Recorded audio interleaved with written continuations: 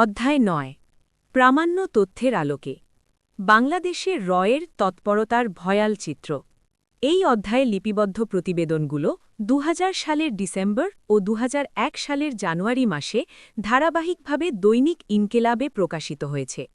প্রচারণা, পত্রপত্রিকা, রাজনৈতিক দলের মাধ্যমে উপস্থাপন করছে ভুল তথ্য। উদ্দেশ্য জনমত ভারতের অনুকূলে নেওয়া। পত্রিকাটি প্রকাশিত হয় বাংলাদেশ থেকে, এর প্রশাসন বাংলাদেশের, কিন্তু জন্মলগ্ন থেকেই এই পত্রিকাটির সংবাদ পরিবেশনে সৃষ্টি হয়েছে সন্দেহ, সংশয়। লক্ষ্য করলে দেখা যাবে এতে অনেক ক্ষেত্রেই এমন সব খবরাখবর ছাপা হয় যা দেখে যেই কারেরই মনে হবে পত্রিকাটি প্রতিবেশী ভারতের স্বার্থ রক্ষায় প্রকাশিত হয়েছে।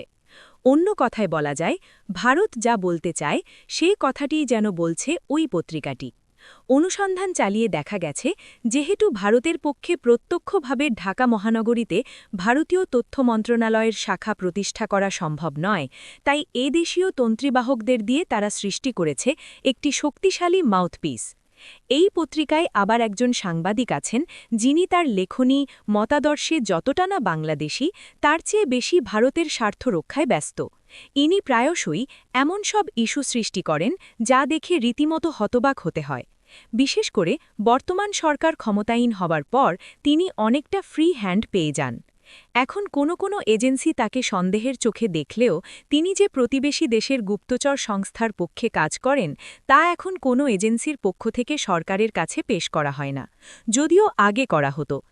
এখন বরং উচ্চ পর্যায়ের নির্দেশ না মানতে তিনি বিভিন্ন গোপনীয় তথ্যসূত্রে ঢুঁ মারেন অহরহ। ভারত তার সরকারি ও বেসরকারি প্রচারণায় বাংলাদেশের বিরুদ্ধে যে সব অভিযোগ উত্থাপন করে, ঠিক সেসব অভিযোগের সত্যতা প্রমাণেই ওই সাংবাদিক মহাশয়কে জ্বালাময়ী সব রিপোর্ট করতে দেখা যায়।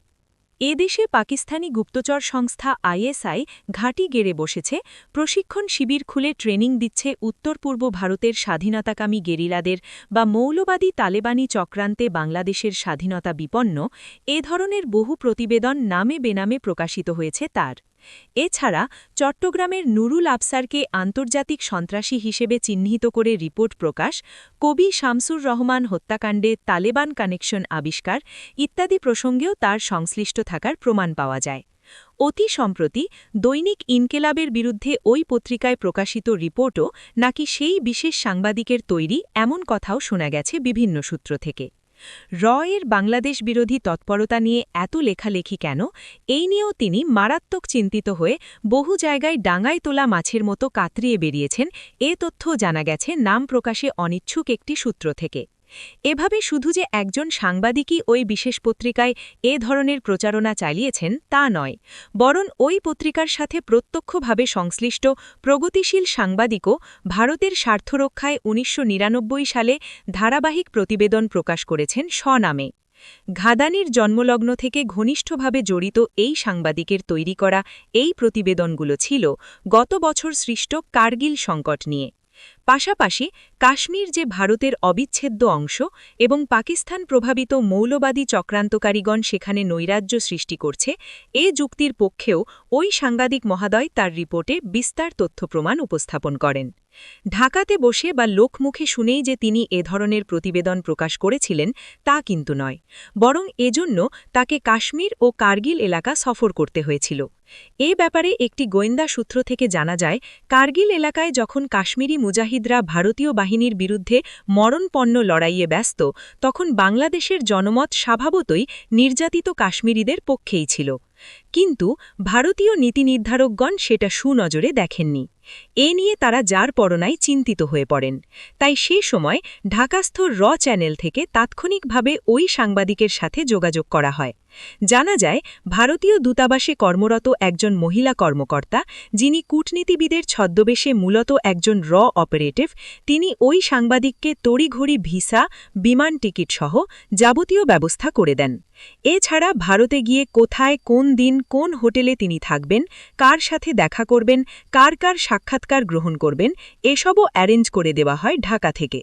দেখা গেল ওই সাংবাদিক কাশ্মীরের সব শীর্ষ পর্যায়ের রাজনৈতিক সহ স্থানীয় সেনা কমান্ডার, এমনকি ভারতীয় সেনাপ্রধানের সাথে দেখা করে ফিরে এলেন বাংলাদেশে। এরপর সংশ্লিষ্ট পত্রিকায় ছাপা হল একটির পর একটি সরেজমিন প্রতিবেদন। বাংলাদেশে ওই পত্রিকার পাঠক শ্রেণীর এক অংশ জানতে পারল কাশ্মীরি স্বাধীনতাকামী সবাই মৌলবাদী, সন্ত্রাসী, পাকিস্তানি স্পর্শী। পক্ষান্তরে ভারতীয় সরকার ওখানে একটি উদার গণতান্ত্রিক পরিবেশ রচনায় তৎপর। অবশ্য গোয়েন্দা বিশ্লেষকদের মতে এগুলো নতুন কোনো বিষয় নয়, বরং এসবই গুপ্তচর বৃত্তির চিরাচরিত কৌশল মাত্র। এ ব্যাপারে বিশ্লেষকগণ রয়ের অন্যতম একটি কর্মপদ্ধতির উল্লেখ করে বলেছেন, রয়ের কৌশলের একটি উল্লেখযোগ্য পদ্ধতি হচ্ছে রেডিও, টিভি, পত্রপত্রিকা, গুজব, পঞ্চম বাহিনীভুক্ত রাজনৈতিক দলের সভাসমিতি, আন্দোলনের মাধ্যমে ভুল তথ্য উপস্থাপন, যার উদ্দেশ্য হচ্ছে টার্গেট দেশের জনগণকে ভুল পথে পরিচালিত করা, জনগণকে হতবুদ্ধি, বিশৃঙ্খল বা প্রজ্বলিত করা। এ ব্যাপারে ভারতীয় একজন গোয়েন্দা বিশ্লেষক অশোক রায়না আরও বলেন যে সোজা কথায় এর অর্থ হচ্ছে প্রবঞ্চনা বা চাতুরীর আশ্রয়ে কার্যসিদ্ধি করা। এক্ষেত্রে শত্রুদের মধ্যে ভুল তথ্যের অনুপ্রবেশ করানো হয়, যার ফলশ্রুতিতে সে দেশের স্বার্থহানি ঘটে। এর উদ্দেশ্য হচ্ছে টার্গেট দেশের জনগণকে নিজ দেশের ইচ্ছা অনুযায়ী কোনো বিশেষ কিছুতে বিশ্বাস করানো। ওই বিশ্লেষকের মতে এ সংক্রান্ত উদ্দেশ্য হাসিলের জন্য ভুল গোয়েন্দা রিপোর্ট সংবাদ মাধ্যমে, কূটনৈতিক চ্যানেলে অথবা রাজনীতিবিদ, সাংবাদিক ও অন্যান্য পেশাজীবীদের মাধ্যমে অনুপ্রবেশ করানো হয়, যাদের মতামত ভুল তথ্য পরিবেশনের সূত্র ধরে নিজ দেশের ইচ্ছা অনুযায়ী পরিবেশ পরিস্থিতি সৃষ্টি করার মতো প্রভাব বিস্তারকারী। এভাবে ভুল তথ্য পরিবেশনের ক্ষেত্রে বাংলাদেশের বরাবরই তৎপর, যা এ দেশের সহজ সরল জনগণ প্রাথমিক স্তরে অনুধাবন করতে পারে না, কিন্তু যখন বুঝতে পারে ততদিনে যা ঘটার তার সব কিছু ঘটে গেছে। অবশ্য একটি ঘটনা ঘটিয়েই চুপচাপ বসে থাকে না, বরং এ ধরনের প্রচারণা তারা ধারাবাহিকভাবে চালিয়ে যায় পরিবেশ বিবেচনা করে। তাই দেখা যায় বাংলাদেশে কোনো সশস্ত্র বাহিনী বা গোয়েন্দা সংস্থার প্রয়োজন নেই এমন প্রচারণা ভারত থেকে যেমন অব্যাহতভাবে চালানো হয়, তেমনি এ দেশের এক শ্রেণীর বুদ্ধিজীবী, কলামনিস্ট, সংবাদপত্র প্রচারণা চালায় একই সুরে। এরা জনমতকে বিভ্রান্ত করার লক্ষ্যে এমনভাবে এসব কথা বলেন যা মূলত এর তৈরি, কিন্তু প্রকাশিত হয় এ দেশ থেকে। এক্ষেত্রে উদাহরণ হিসেবে 12 জুন 96 সংখ্যা দ্য ডেইলি স্টারে প্রকাশিত জনাব এম এ মুহিত লিখিত একটি নিবন্ধের উল্লেখ করা যায়। A menu for action, expectations from the new government শিরোনামে ওই নিবন্ধে এরশাদ সরকারের এককালীন অর্থমন্ত্রী জনাব মুহিত প্রতিরক্ষা গোয়েন্দা মহাপরিদপ্তর অর্থাৎ ডিজিএফআই বিলুপ্ত করে দেওয়ার কথা উল্লেখ করেন। শুধু তাই নয়, এই জাতীয় নতুন কোনো সংস্থাও কাম্য নয় বলে তিনি জানান। এছাড়া চিরাচরিতভাবে প্রতিরক্ষা বাহিনীর প্রয়োজনীয়তা নিয়েও তিনি প্রশ্ন উত্থাপন করেন জোরালোভাবে। এভাবে গোয়েন্দা সংস্থা ও প্রতিরক্ষা বাহিনীর বিরুদ্ধে জনমত গঠনের লক্ষ্যে এ দেশে চলছে অব্যাহত প্রচারণা, যার কোনো বিরতি নেই বলেই মনে হয়। এজন্যই দেখা যায় ঢাকা বিশ্ববিদ্যালয়ের একজন অধ্যাপক, যিনি পূর্বলিখিত পত্রিকায় প্রায়শই কলাম লিখে থাকেন, তিনি বিরামহীনভাবে সেনাবাহিনী বিরোধী প্রচারণা চালিয়ে আসছেন। আদ্যাক্ষরের এই স্বঘোষিত প্রগতিশীল অধ্যাপক এ ব্যাপারে এতটাই গতিসম্পন্ন যে পূর্ববর্তী বিএনপি সরকারের শাসনামলে তিনি প্রকাশ্যে জয়ন্ত নামের একজন ভারতীয় বিশেষজ্ঞের সাথে যৌথভাবে বাংলাদেশ সেনাবাহিনী নিয়ে একটি নিবন্ধ লিখেছিলেন। এতে তারা উভয়েই মন্তব্য করেছিলেন বাংলাদেশে কোনো সেনাবাহিনীর প্রয়োজন নেই। সশস্ত্র বাহিনী বিরোধী প্রচারণা বাংলাদেশের জনগণকে কতটুকু প্রভাবিত করেছে তা বোঝার জন্য বিশেষজ্ঞ না হলেও চলে। এক্ষেত্রে জনমত প্রভাবিতকরণে কতটুকু সফল হয়েছে সেটা হয়তো মারাত্মক পর্যায়ের না হলেও তা যে অ্যালার্মিং তা প্রায় নিশ্চিত। দৈনিক ইনকিলাব 29/11/2000। 1995-96 সালে বিএনপি সরকার পতনের আন্দোলনে এর বিশেষ প্রশিক্ষিত সদস্যরা নাশকতামূলক তৎপরতা চালায়। বাংলাদেশে ভারত কোন দলকে ক্ষমতায় দেখতে চায় এবং কিভাবে তাদের ক্ষমতায় নিয়ে আসার জন্য দীর্ঘ 21 বছর তৎপরতা চালিয়েছে তারা, সেটা অঙ্কের সূত্র না হলেও বোধের অগম্য নয়। এ ব্যাপারে বাংলাদেশি কোনো বিশ্লেষকের মন্তব্য উল্লেখ না করে ভারতীয় সূত্রের উদ্ধৃতি দেয়াই যথেষ্ট। উল্লেখ্য, 1981 সালের 20 মে প্রেসিডেন্ট জিয়া নিহত হওয়ার পর ভারত বাংলাদেশের রাষ্ট্রক্ষমতায় কাদের আনতে চাইছিল সেই রহস্য তদানীন্তন কর্মকর্তা পার্থ সারথী কোনো রাখঢাক না করে ফাঁস করে দেন তার এক লেখায়। জিয়া হত্যাকাণ্ডের পর বাংলাদেশে যখন প্রেসিডেন্ট নির্বাচনের প্রস্তুতি চলছিল সে সময় ২৯ আগস্ট ৮১ সংখ্যা ভারতীয় মেইনস্ট্রিম পত্রিকায় লিমিটস অফ ডিপ্লোমেসি বাংলাদেশ শিরোনামে তার এক নিবন্ধ প্রকাশিত হয়। এ নিবন্ধে তিনি উল্লেখ করেন, রাজনৈতিক ভিত্তি মজবুত করার জন্য আওয়ামী লীগকে গোপনীয়ভাবে যাবতীয় সাহায্য প্রদান করতে হবে। এ ধরনের গোপনীয় সাহায্য প্রদানে আবার সকল প্রকার নীতি নৈতিকতা বিসর্জন দেয়ার মতো ভয়ঙ্কর আহ্বানও জানান পার্থসারথী। তিনি বলেন, গোপন সাহায্য প্রদানের ক্ষেত্রে অতি অবশ্যই যে কোনো প্রকার নৈতিক সংস্কার বা নীতিকে বর্জন করতে হবে। একজন কর্মকর্তা যিনি ছদ্ম পরিচয়ে এই নিবন্ধ লিখেছিলেন তার কথা বিশ্লেষণ করে পর্যবেক্ষকগণ এ ব্যাপারে নিশ্চিত হয়েছেন যে ভারত আওয়ামী লীগ ছাড়া অন্য কোনো রাজনৈতিক দলকে তাদের স্বার্থ রক্ষাকারী বলে মনে করে না। এই দলটিকে ক্ষমতায় আনার জন্যই তারা গোপনীয় অনেক তৎপরতা চালিয়েছে দীর্ঘ প্রায় ২ দশক। এরই সর্বশেষ ধাপ ছিল বেগম খালেদা জিয়ার শাসনামলের শেষ দিনগুলোর নৈরাজ্য।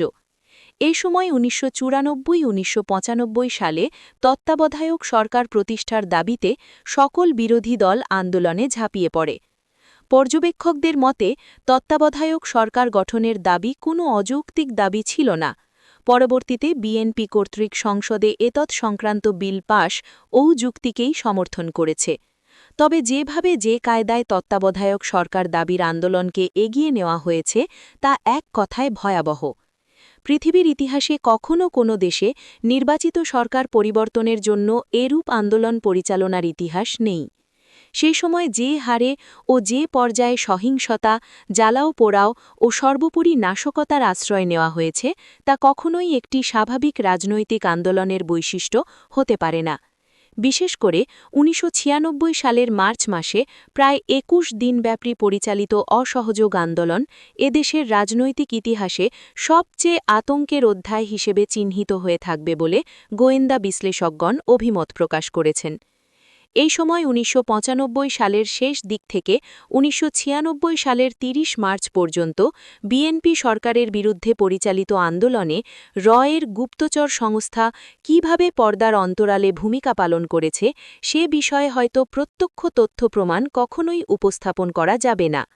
কিন্তু সচেতন কারোর পক্ষে এটা অস্বীকার করার উপায় নেই যে ১৯৯৪ থেকে ১৯৯৬ এর সংসদ নির্বাচন পর্যন্ত বাংলাদেশে একটি বন্ধুভাবাপন্ন সরকার প্রতিষ্ঠায় মরণপণ লড়াইয়ে মেতে উঠেছিল। ১৯৯১ সালে তাদের হিসাব নিকাশ ভুল হয়ে যাওয়ার পরিপ্রেক্ষিতে এমনভাবে অগ্রসর হয় যাতে কোনো পর্যায়ে ন্যূনতম কোনো ভুল না হয় এবং যে কোনো উপায়ে বিএনপির পতন ঘটানো যায়। এজন্য রাজনৈতিক আন্দোলনের সুযোগে সকল পর্যায়ে তৎপর হয়ে ওঠে। এক্ষেত্রে লক্ষ্য করলে দেখা যাবে ১৯৯৪-২০০৬ বিএনপির কফিনে শেষ পেরেক ঢুকে দেওয়ার পূর্বে ১৯৯১ সাল থেকেই মূলত ধারাবাহিক প্রক্রিয়ায় এগিয়ে যায়। এ সম্পর্কে বিশ্লেষকদের অভিমত হচ্ছে যে ১৯৯১ সালে সরকার গঠনের পর তাৎক্ষণিকভাবে বিএনপি সরকারের পতন ঘটানো বা পতনের ডাক দেয়া সম্ভব ছিল না, তাই ধীরে ধীরে জনমতকে প্রজ্বলিত করার পথে এগিয়ে যায় এক্ষেত্রে প্রথমেই সৃষ্টি করা হয় দেশব্যাপী বিশৃঙ্খলা। এলাকাভিত্তিক পর্যায় থেকে শুরু করে দেশীয় পর্যায়ে চলতে থাকে পরিবহন ধর্মঘট, শ্রমিক অসন্তোষ, শিক্ষাগণে সন্ত্রাস ইত্যাদি। দ্বিতীয়ত, সীমান্তব্যাপী বিএসএফের মাধ্যমে ব্যাপক হারে হামলা চালানো হয়। বাংলাদেশ সরকার সীমিত সামর্থ্য নিয়ে রুখে দাঁড়াবার চেষ্টা করলে শুরু হয় পুশ ইন চক্রান্ত।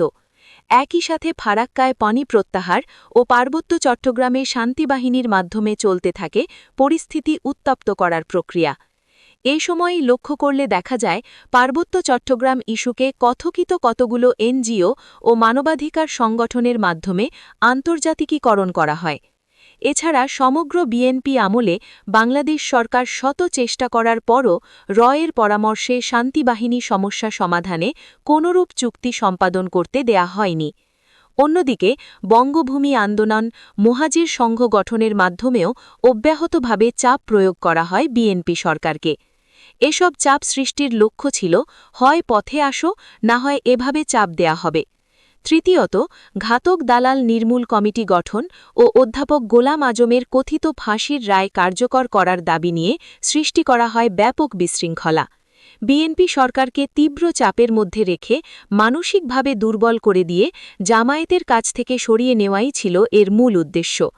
চতুর্থত, একই সাথে তসলিমা ইস্যু সৃষ্টি, জন্মাষ্টমীর মিছিলে হামলা ইত্যাদি ঘটনাকে পুঁজি করে বাংলাদেশকে পরিচিত করা হয় একটি সাম্প্রদায়িক দেশ হিসেবে। বিশেষ করে বিএনপি সরকারকে সংখ্যালঘু নিপীড়নকারী হিসেবে চিহ্নিত করায় অহোরাত্রি ব্যস্ত হয়ে পড়ে একটি ভারতপন্থী গোষ্ঠী। এসবের পাশাপাশি জাপানি পুঁজি বিনিয়োগ সহ সকল সম্ভাবনার দ্বার রুদ্ধ করে দেওয়ার লক্ষ্যে চালানো হয় সিঙ্ক্রোনাইজড তৎপরতা। শেষ পর্যায়ের আঘাত হানার লক্ষ্যে অবশেষে সৃষ্টি করা হয় তত্ত্বাবধায়ক সরকার ইস্যু। এই রাজনৈতিক আন্দোলনের আড়ালে সে সময় এমন সব ঘটনা ঘটানো হয় যাকে আপাতদৃষ্টিতে বিক্ষুব্ধ জনতার রুদ্র রোষ মনে হলেও সচেতন ও ইন্টেলিজেন্স তৎপরতা নিয়ে ন্যূনতম জ্ঞানের অধিকারী কারোর কাছে যেসব নিঃসন্দেহে প্রফেশনাল গুপ্তচর বৃত্তি বলেই মনে হওয়া স্বাভাবিক। বিমানবন্দর, রেলওয়ে স্টেশন গান পাউডার দিয়ে পুড়িয়ে দেওয়া, রেল লাইন উপড়ে ফেলা, সমুদ্র বন্দরকে নিষ্ক্রিয় করে রাখা, ব্যাপক মাত্রায় জ্বালাও পোড়াও ভাঙচুর চালানো কখনো সাধারণ রাজনৈতিক কর্মসূচি হতে পারে কিনা যে কারোর পক্ষেই উপলব্ধি করা সম্ভব।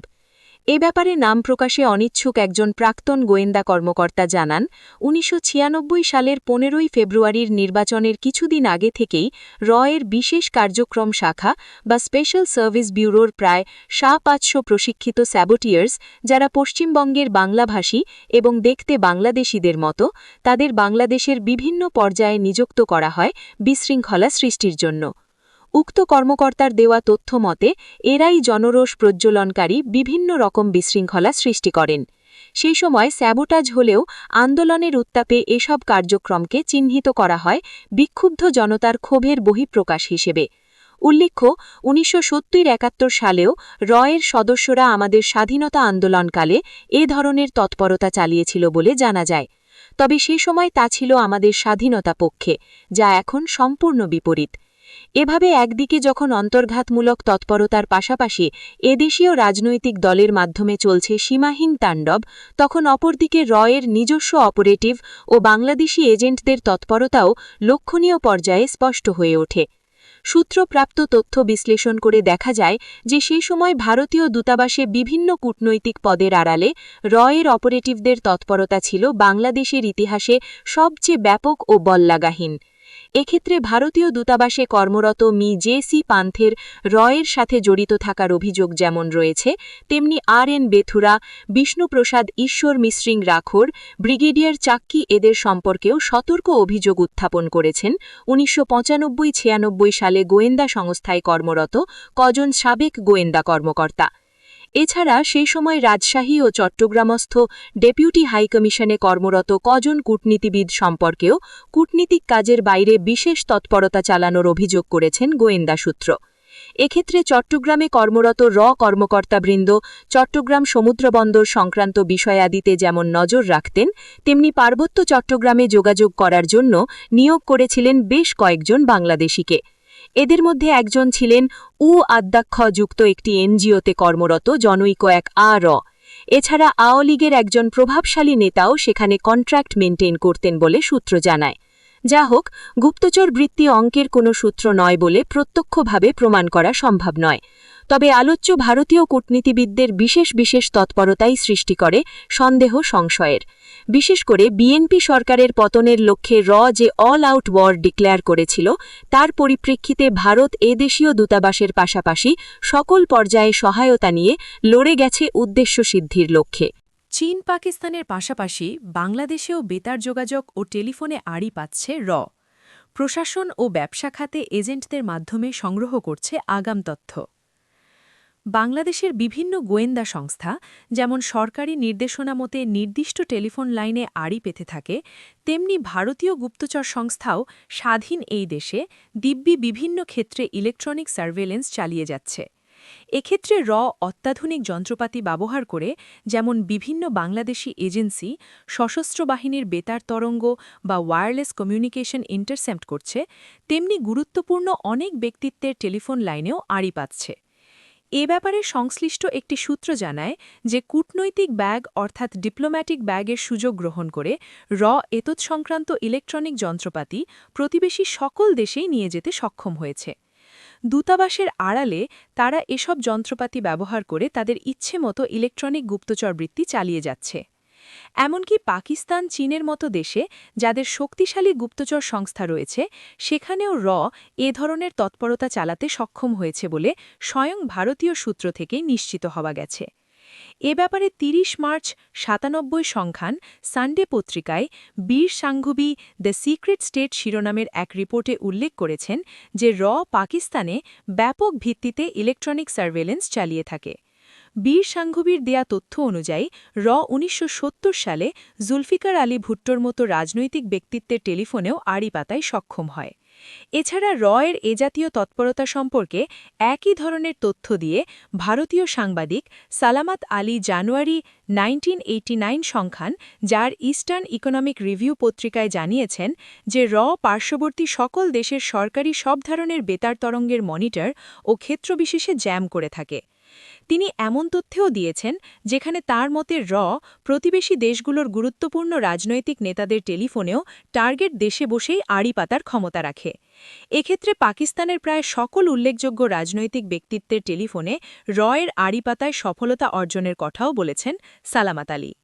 এদিকে বাংলাদেশি একটি বিশ্বস্ত সূত্র মতে যেখানে শক্তিশালী পাকিস্তানে সে দেশের টেলিফোনে আড়ি পাতার ক্ষমতা রাখে সেখানে তুলনামূলক দুর্বল বাংলাদেশে এ জাতীয় তৎপরতা চালানো তাদের কাছে ডাল ভাত বই কিছুই নয়। সূত্র আরও জানায় সাম্প্রতিক সময়ে এর সংশ্লিষ্ট বিং বাংলাদেশের অ্যানালগ ও ডিজিটাল ফোনে আড়ি পাতার পাশাপাশি মোবাইল ফোনে আড়ি পাতার জন্য অত্যাধুনিক যন্ত্রপাতি গোপনে স্থাপন করেছে।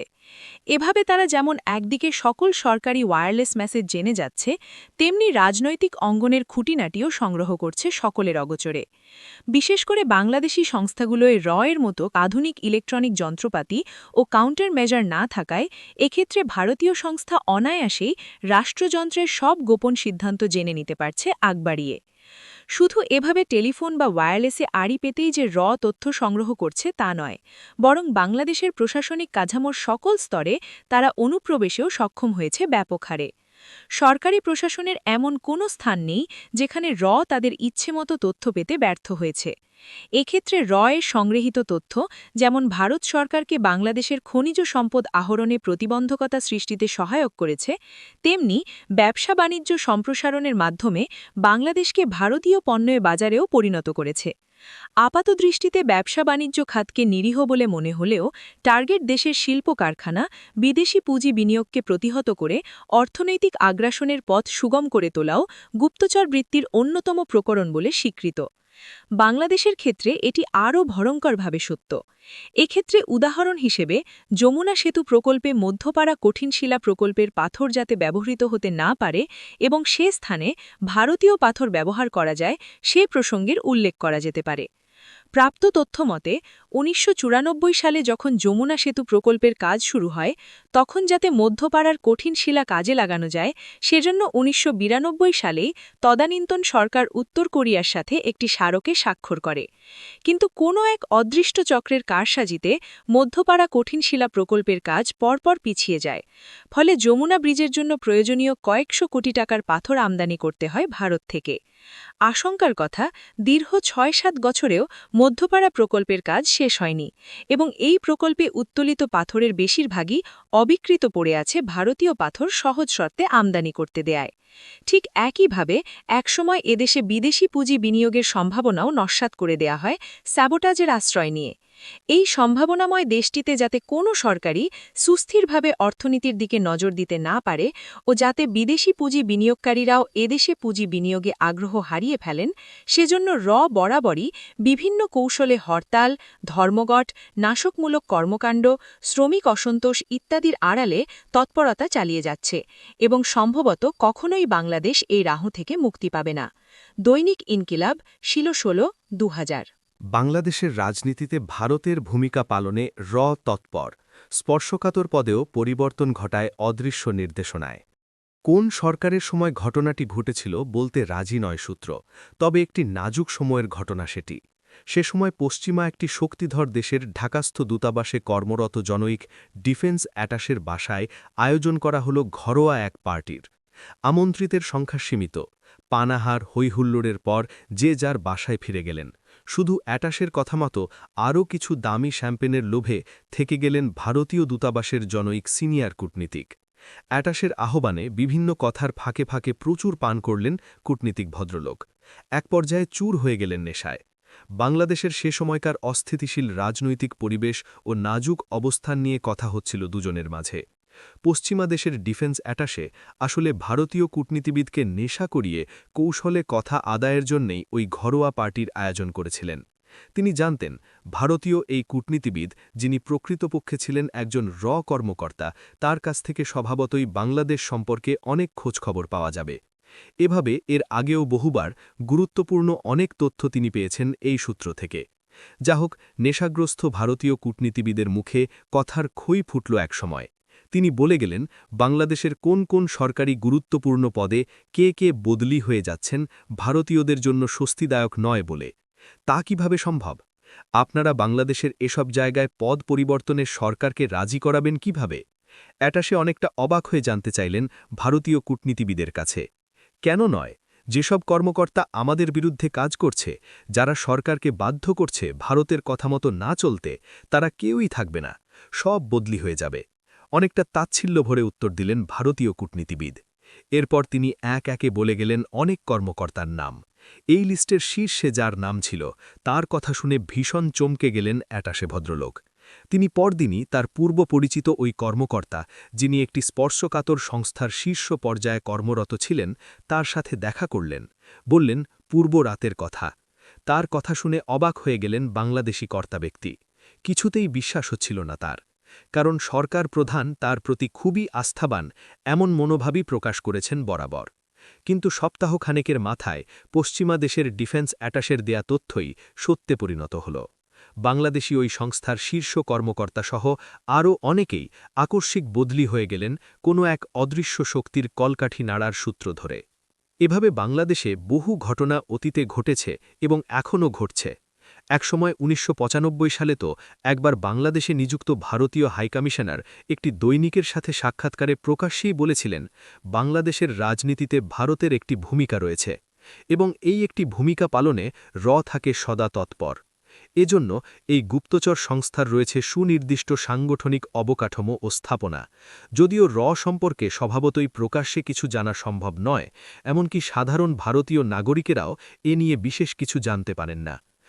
কত গোপনে কাজ করে থাকে সে সম্পর্কে ১৯৯০ সালে ভারতীয় সংসদের বিজেপি দলীয় এমপি যশবন্ত সিং একবার বলেছিলেন, এর সবকিছু এতই গোপনীয় যে আমার মনে দৃঢ় সন্দেহ এ এজেন্সি সম্পর্কে সরকারও ভালোভাবে কিছু অবগত আছে কিনা। তবে সম্পর্কে বিশেষ কিছু প্রকাশ্যে জানা সম্ভব না হলেও এটা জানা যায় যে গুপ্তচর বৃত্তি পরিচালনার ক্ষেত্রে এই সংস্থা পৃথিবীর অপরাপর উল্লেখযোগ্য সংস্থার অনুসৃত কলাকৌশল অনুসরণ করে থাকে।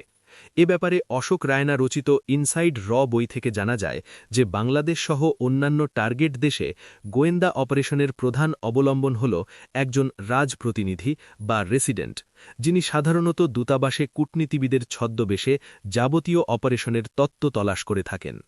এছাড়াও উল্লেখযোগ্য অপর একটি পদ অর্থাৎ স্টেশন চিফ বা স্থাপনা প্রধান হিসেবেও একজন গুপ্তচর দূতাবাসে কাজ করেন, লোক দেখানো আবরণের আড়ালে।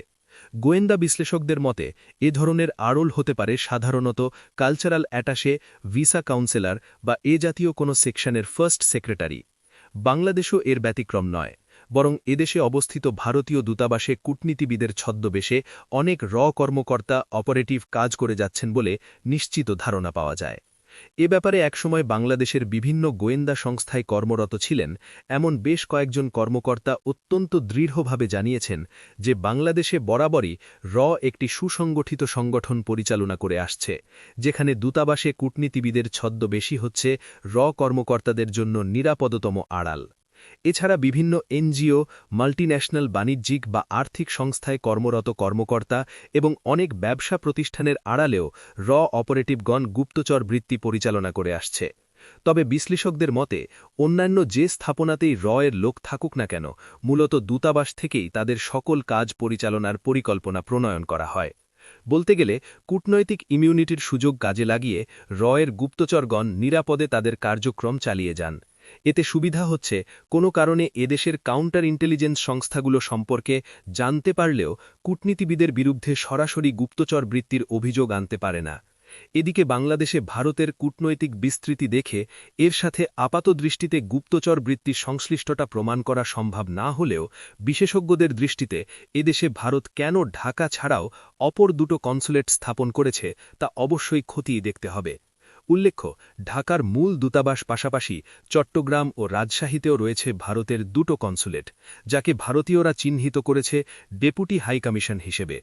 পর্যবেক্ষকদের মতে পার্বত্য চট্টগ্রাম সহ কৌশলগত দৃষ্টিকোণ থেকে গুরুত্বপূর্ণ চট্টগ্রাম অঞ্চলে নজর রাখা ও গোপন কার্যক্রম পরিচালনার জন্যই চট্টগ্রামে কনসুলেট স্থাপন করা হয়েছে। বিশেষ করে পার্বত্য চট্টগ্রাম সংক্রান্ত বিষয়াদি সহ পার্বত্য এলাকায় যাতে উত্তর পূর্ব ভারতের কোনো গেরিলা এসে আশ্রয় না নিতে পারে সেজন্যই এখানে বিস্তৃত নেটওয়ার্কের মাধ্যমে তৎপরতা চালিয়ে আসছে। এছাড়া উত্তরবঙ্গের জন্য রয়েছে রাজশাহীর কনসুলেট। এদিকে সাম্প্রতিককালে এদেশে ভারতীয় গুপ্তচর সংস্থার তৎপরতা এতটাই বৃদ্ধি পেয়েছে যে তারা এদেশীয় কোনো প্রতি গোয়েন্দা কার্যক্রমের সম্মুখীন হচ্ছে বলে মনে হয় না, বরং একটি সূত্র মতে বাংলাদেশের কোনো একটি প্রতি গোয়েন্দা সংস্থাতেও তারা সাম্প্রতিককালে অনুপ্রবেশে সক্ষম হয়েছে। এছাড়া সূত্র আরও জানায় যে সরকারি প্রচ্ছন্ন অনুমোদনক্রমে তারা এখন সমন্বয়ের মাধ্যমেও কমন এনিমি আইএসআই-এর বিরুদ্ধে তৎপরতা চালিয়ে আসছে। এক্ষেত্রে যে শুধুমাত্র উত্তর পূর্ব ভারত সংক্রান্ত বিষয়েই কার্যক্রম পরিচালনা করছে তা নয়, বরং এদের অদৃশ্য কলকাঠি নাড়ায় এখন সরকারের মধ্যেও সৃষ্টি হয়েছে একটা ইনভিজিবল সরকারের। মূলত এই চক্রের কারণেই এখন স্বয়ং প্রধানমন্ত্রী কোনো সন্দেহভাজন ব্যক্তিকে গ্রেপ্তারের নির্দেশ দিলেও তা বাস্তবায়িত হয় না। হঠাৎ করেই অনেক গুরুত্বপূর্ণ পোস্টে হয় ভৌতিক পোস্টিং, যেমনটি উল্লেখ করা হয়েছে এই প্রতিবেদনের শুরুতে, অনেকটা সেরকমই। দৈনিক ইনকিলাব ১/১২/২০০০। এনজিও গবেষণামূলক প্রতিষ্ঠানের আড়ালে আওয়ামী লীগ সরকারের বিরুদ্ধেও গুপ্তচর বৃত্তি চালিয়ে যাচ্ছে। Centre for research in Indo Bangladesh relations একটি গবেষণামূলক প্রতিষ্ঠান।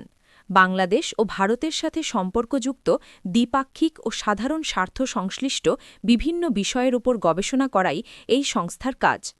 ভারত সরকার প্রদেয় অনুদানেই চলে এর যাবতীয় কার্যক্রম।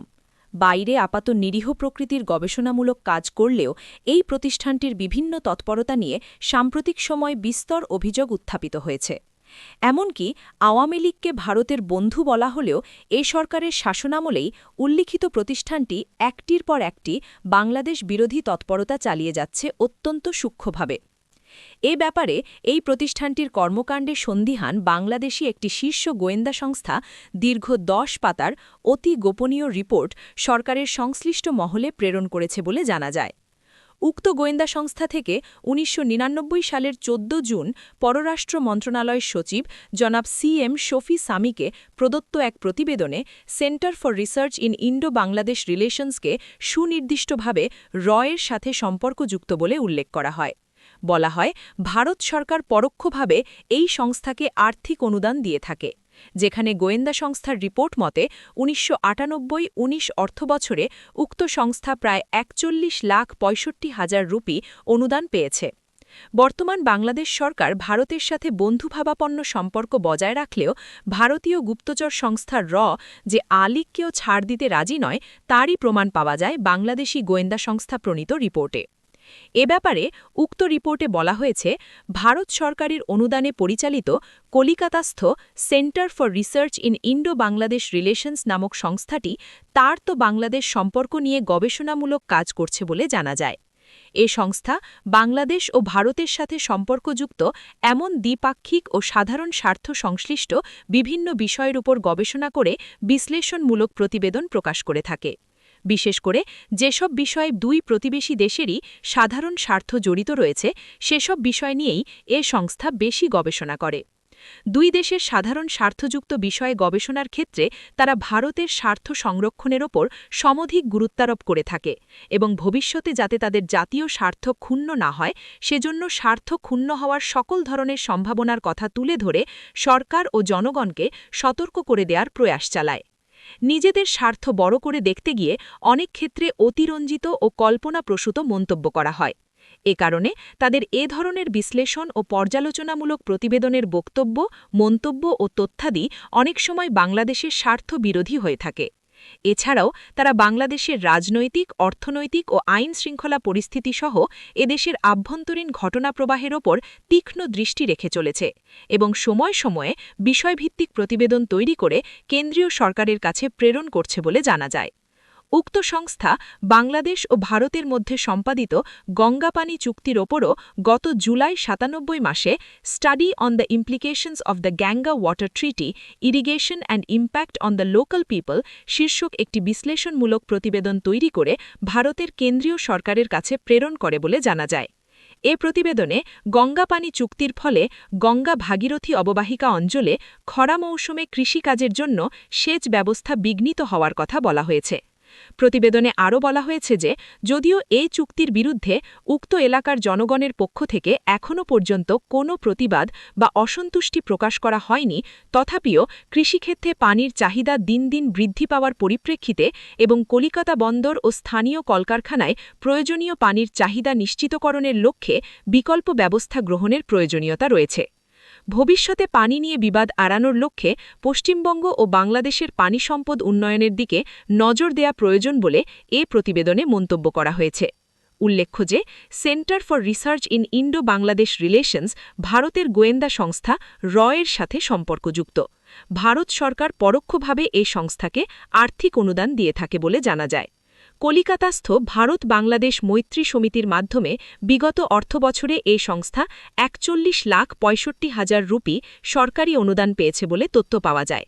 এখানে শুধুমাত্র centre for research in Indo Bangladesh রিলেশনসের উদাহরণ উপস্থাপন করা হলেও এ জাতীয় বহু এনজিও, গবেষণামূলক প্রতিষ্ঠান বরাবরই বাংলাদেশে তাদের তৎপরতা চালিয়ে যাচ্ছে বলে অভিযোগ রয়েছে।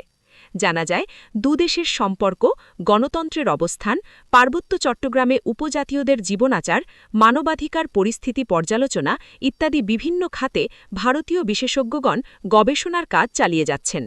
শিল্প সংস্কৃতির অঙ্গনেও এদের রয়েছে সরব উপস্থিতি। আপাতদৃষ্টিতে এসব সংগঠন, এনজিও, গবেষক উন্নয়নমূলক তৎপরতায় জড়িত রয়েছেন বলে মনে হয়, কিন্তু প্রকৃতপক্ষে এরা রয়ের পক্ষে কৌশলগত গুপ্তচর বৃত্তি পরিচালনা করে আসছেন এবং এক্ষেত্রে বাংলাদেশ আলিক ক্ষমতায় রয়েছে নাকি বিএনপি সরকার পরিচালনা করছে তার রয়ের কোনো বিবেচ্য বিষয় নয়, বরং তাদের লক্ষ্য হচ্ছে সব সময় বাংলাদেশের কাছ থেকে সুবিধা আদায় করা, এদেশকে নতজানু রাখা এবং সকল পর্যায়ে নজরদারি অব্যাহত রেখে ভারত সরকারকে এমন পদক্ষেপ নেয়ায় সাজেশন দেয়া যাতে বাংলাদেশ কোনো ক্ষেত্রেই যেন ভারতের চেয়ে এগিয়ে যেতে না পারে। সবচেয়ে বড় লক্ষ্য হল যে কোনোভাবে বাংলাদেশকে আয়ত্তে রাখা, যাতে চাপ প্রয়োগ করে হলেও চট্টগ্রাম বন্দর সুবিধা, ট্রানজিট সহ অপরাপর সুবিধা আদায় করে নেওয়া যায়। আলিগো এর ব্যতিক্রম নয়। লক্ষ্য করলে দেখা যাবে এ সরকারের কাছ থেকে ট্রানজিট সুবিধা আদায় করার লক্ষ্যে ভারত প্রায়ই বিভিন্ন পথে প্রত্যক্ষ পরোক্ষভাবে চাপ প্রয়োগ করে আসছে। এদিকে এনজিও, গবেষণামূলক প্রতিষ্ঠান, শিল্প সংস্কৃতিসহ সকল খাতে যে সুপ্তচর নিয়োগ করে থাকে সে সম্পর্কে সংশ্লিষ্ট বিশ্লেষকগণ অভিন্ন মতামত প্রকাশ করেছেন। এ ব্যাপারে তারা এর লক্ষ্য ও উদ্দেশ্য পর্যালোচনা করে উল্লেখ করেছেন যে ভারতীয় গুপ্তচর সংস্থা বিভিন্ন দেশি বিদেশি এনজিও বা আন্তর্জাতিক সংস্থা যেখানে ভারতীয় বিশেষজ্ঞগণ প্রভাব বিস্তারকারী পদে কর্মরত রয়েছেন সেগুলোর মাধ্যমে ভারতের অনুকূলে তৎপরতা চালিয়ে থাকে। এছাড়া ব্যবসায়ী, সংস্কৃতিকর্মী, ছাত্র, পর্যটক, বিমানের কর্মকর্তা কর্মচারী এমনকি একজন ভারতীয় বুদ্ধিজীবী, সাংবাদিকদের আনাগোনা যেমন সবসময় বিশেষ প্রশিক্ষণ দানের পর পার্শ্ববর্তী দেশে বিশেষ সময় বা স্থায়ীভাবে প্রেরণ করে বলে জানা যায়। এক্ষেত্রে লক্ষ্য করলে দেখা যাবে বাংলাদেশে অস্বাভাবিকভাবে চলতে থাকে। তেমনি নির্বাচনের পূর্বে ও নির্বাচনকালীন সময় এদের বাংলাদেশ সফরের মাত্রা বেড়ে যায় অস্বাভাবিক হারে। আবার সংশ্লিষ্ট একটি সূত্র মতে বাংলাদেশের কৌশলগত গবেষণার অন্যতম প্রতিষ্ঠান বা থিঙ্ক ট্যাঙ্ক বিসেও বিভিন্ন সেমিনারে অংশগ্রহণের নামে প্রায়শই সংশ্লিষ্ট বিশেষজ্ঞগণ এদেশ ভ্রমণে আগমন করে থাকেন। এমনকি একসময় তে কর্মরত ছিলেন এমন একজনের নামও ২০ জার্নালে একসময় প্রদায়ক হিসেবে ছাপা হয়েছে বলে জানা যায়। এক্ষেত্রে সূত্র একসময় ইন্দিরা গান্ধীর শাসনামলে পাকিস্তান ও চীনের দায়িত্বপ্রাপ্ত কর্মকর্তা পার্থসারথী ঘোষ, যাকে ইন্দিরা গান্ধী শ্রীলঙ্কা অপারেশন পরিকল্পনার দায়িত্ব দিয়েছিলেন, তার নামও বিএনপি সরকারের শেষ দিকে এবং এ সরকারের প্রথম দিকে ২০ জার্নালে ছাপা হতো বিশিষ্ট কন্ট্রিবিউটর হিসেবে। অবশ্য দিল্লিস্থ institute of Indian strategic studies নামের একটি গবেষণা সংস্থার রিসার্চ ফেলো হিসেবেই তিনি পরিচিত হয়েছেন এক্ষেত্রে। এভাবেই বাংলাদেশের চারপাশে অক্টোপাসের মতো ঘিরে ধরেছে এক্ষেত্রে কেউই তাদের বন্ধু নয়, কারও প্রতি তাদের নেই ন্যূনতম শ্রদ্ধাবোধ, ইন্টেলিজেন্সে এটা থাকারও কথা নয়। তবুও যারা এজেন্ট, তারা দায় শোধের লক্ষ্যে নির্লজ্জের মতো লাফালাফি চালিয়ে যাচ্ছে অবিরত। কিন্তু একটি কথা তারা বিস্তৃত হচ্ছে যে প্রয়োজন শেষে প্রতিটি এজেন্টকেই ছুঁড়ে ফেলে দেওয়া হয়, ব্যবহৃত টয়লেট পেপারের মতো। কারণ এর নীতি নির্ধারকগণ ভালোভাবেই জানেন যে নিজ দেশকে ভালোবাসে না সে অপর দেশের সুপ্তচর সংস্থার চিরস্থায়ী মিত্র হবে কিভাবে। দৈনিক ইনকিলাব ৪/১২/২০০০। রেস্টুরেন্ট কম্পিউটার ফার্মের আড়ালে চলছে তথ্য সংগ্রহ আদান-প্রদান। কর্মকর্তারাও আসছেন ছদ্ম পরিচয়। সেফ হাউস বা ডেড লেটার বক্স, যাই বলা হোক না কেন, রেস্টুরেন্ট দুটি আসলে তাই। আপাতদৃষ্টিতে সব ধরনের সুস্বাদু ভারতীয় খাবার পরিবেশনকারী এ দুটি রেস্টুরেন্টের একটি বনানী গুলশান এলাকায়, অপরটি ধানমন্ডিতে। দুটিরই নামের অধ্যক্ষর এস। এগুলোর খাবার-দাবার বেশ ব্যয়বহুল। সমাজের উঁচু স্তরের হোমরা চোমড়েদের পক্ষেই এই রেস্টুরেন্টগুলোতে টু মারা সম্ভব। অবশ্য সাধারণ জনগণের মাঝে ভারতীয় খাবারের স্বাদ ছড়িয়ে দিতে এর একটির আবার রয়েছে মোবাইল ভ্যান সার্ভিস। সংশ্লিষ্ট একটি সূত্র মতে এটি ঢাকা শহরের বিভিন্ন গুরুত্বপূর্ণ বাণিজ্যিক এলাকায় সারা দিন ঘোরাঘুরি করে সন্ধ্যায় এসে দাঁড়ায় ধানমন্ডিতে ১৫ নম্বর ও শঙ্কর বাসস্ট্যান্ডের মাঝামাঝি একটি ভবনের কাছে। এ ব্যাপারে সূত্র জানায়, প্রতিষ্ঠালগ্ন থেকেই এই রেস্টুরেন্ট দুটি এর ডেড লেটার বক্স অর্থাৎ তথ্য নির্দেশনা আদান-প্রদানের কন্ট্যাক্ট পয়েন্ট হিসেবে ব্যবহৃত হয়ে আসছে। নির্দিষ্ট সময়ে বা খেতে যাবার ছলে বাংলাদেশি এজেন্টগণ এখানে তথ্য প্রদান করে আসেন। পক্ষান্তরে তাদের জন্য বরাদ্দকৃত অর্থ বা নির্দেশনাও অপারেটিভদের মাধ্যমে তারা এখান থেকে পেয়ে যান সময়মতো। ক্ষেত্রবিশেষে কাট আউট পদ্ধতিতেও তথ্য আদান-প্রদান করা হয় পরিস্থিতি বুঝে। এছাড়া মাঝে মাঝে বিশেষ অপারেশনের পর নিরাপদ আশ্রয় হিসেবে বা কোনো গুরুত্বপূর্ণ মিটিংয়ের জন্যেও এই রেস্টুরেন্টগুলোকে সেফ হাউস বা নিরাপদ গোপনীয় স্থান হিসেবে ব্যবহার করা হয়। এক্ষেত্রে যদিও রেস্টুরেন্ট ছাড়া অন্য যে কোনো ব্যবসা প্রতিষ্ঠান, ব্যাংক, হোটেল, ট্র্যাভেল এজেন্সি বা ভাড়া নেয়া বাড়িকেও সেফ হাউস এবং ডেড লেটার বক্স হিসেবে ব্যবহার করা যায়, কিন্তু রেস্টুরেন্টের সুবিধা হলো এই যে এখানে খাদ্য গ্রহণের নাম করে যে কোনো সময় প্রকাশ্যে কারো সন্দেহের উদ্রেক না করে যাওয়া যায়। তার উপর এখানে ইন্ডিয়ান ডিশ সার্ভ করা হয় বলে যে কোনো ভারতীয় এখানে যখন তখন যেতে পারেন এবং সাধারণভাবে সেটাই স্বাভাবিক। এদিকে উল্লিখিত দুটি রেস্টুরেন্ট সম্পর্কে আরও জানা যায় যে এর বিভিন্ন কর্মকর্তা ও অপারেটিভ এগুলোতে বিভিন্ন পদে কর্মরত রয়েছেন, যার মাধ্যমে তারা নিজেদের একজন হোটেল ব্যবসায়ী বা কর্মচারী হিসেবেই উপস্থাপনে সক্ষম হন। বনানী গুলশান এলাকার আলোচিত রেস্টুরেন্টটিতে এভাবে এর একজন ফিল্ড অর্গানাইজারের নিয়োজিত থাকার কথা জানিয়েছেন সংশ্লিষ্ট সূত্র। তিনি আরও জানান, গুলশান বাড়িধারা এলাকায় অবস্থিত বিভিন্ন দেশের কূটনীতিবিদদের ওপর নজর রাখা, এই রেস্টুরেন্টে খেতে আসায় তাদের সাথে সম্পর্ক গড়ে তোলাতেও এই স্থাপনাটিকে ব্যবহার করছে। এভাবে বাংলাদেশে ভারতীয় গুপ্তচর সংস্থা বেশ নির্বিঘ্নেই সাধারণ কোনো নাগরিকের সন্দেহের উদ্রেক না করে দিব্যি তৎপরতা চালিয়ে যাচ্ছে। তবে শুধু যে গোপনীয়ভাবে আড়াল নিয়েই তারা থেমে গেছে তা নয়, বরং এ সরকার ক্ষমতাসীন হওয়ার পর ১৯৯৭ সালের মাঝামাঝি বাংলাদেশের ঢাকা, চট্টগ্রাম ও খুলনায় ভারতীয় গোয়েন্দা সংস্থা ও সিবিআইয়ের গোপন অফিস খোলার খবর নিয়ে এদেশে ব্যাপক সমালোচনার ঝড় উঠেছিল। জানা যায়, বাংলাদেশের বিভিন্ন এলাকায় অবস্থানরত উত্তর পূর্ব ভারতের কথিত গিরিলা গ্রুপগুলোর তৎপরতা সম্পর্কে খোঁজখবর নেয়া ও তাদের বাংলাদেশি সহযোগীদের নিষ্ক্রিয় করার লক্ষ্যেই এদেশে ভারতীয় গোয়েন্দা সংস্থার অফিস স্থাপন করা হয়। এমনকি এমন কথাও একটি স্বাধীন দেশে বসে এদেশের জনগণকে শুনতে হয় যে বাংলাদেশের যেসব ভারতবিরোধী রাজনৈতিক নেতৃবৃন্দ ও বুদ্ধিজীবী, সাংবাদিক, সংস্কৃতিসেবী উত্তর পূর্ব ভারতের গিরিলা গ্রুপগুলোকে পরোক্ষ বা প্রত্যক্ষ সমর্থন জানিয়ে আসছেন, তাদের প্রতিও বিশেষ নজর রাখা হবে বাংলাদেশে স্থাপিত ভারতীয় গোয়েন্দা সংস্থার অফিসসমূহ থেকে। এ ব্যাপারে ঢাকা থেকে প্রকাশিত ইংরেজি দৈনিক দ্য নিউ নেশনের ১৯ মে ৯৭ সংখ্যায় একটি বিস্তারিত রিপোর্ট প্রকাশিত হওয়ার প্রেক্ষিতে ১০ জুন ৯৭ তারিখে জাতীয় সংসদেও এ নিয়ে তীব্র বাগবিতণ্ডার সৃষ্টি হয়।